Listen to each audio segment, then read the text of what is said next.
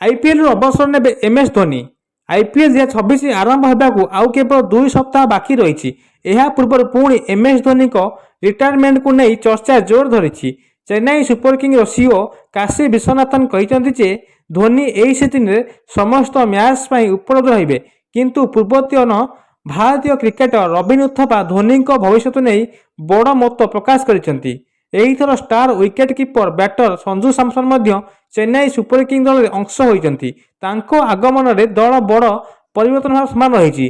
संजू सैमसन आसिया धोनी उपर चाप कमिबारे star sports रे एक आलोचना कार्यक्रम में कथा समय रविन उथप्पा कहते आईपीएल 26 धोनी शेष सीजन हो पारे।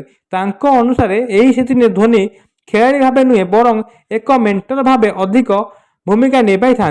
रविन उथप्पा कहते धोनी को सप्तम स्थान नुहे बरं अष्टम स्थान बैटिंग देखा मिले। यह दल युव खेलाड़ी को अधिक सुযোগ दे पारे।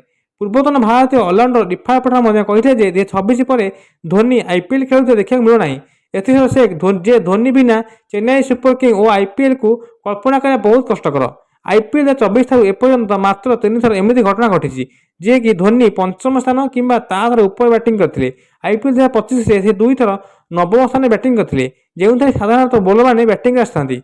यह सहित एवं समस्त दृष्टि आईपीएल 26 पर रही।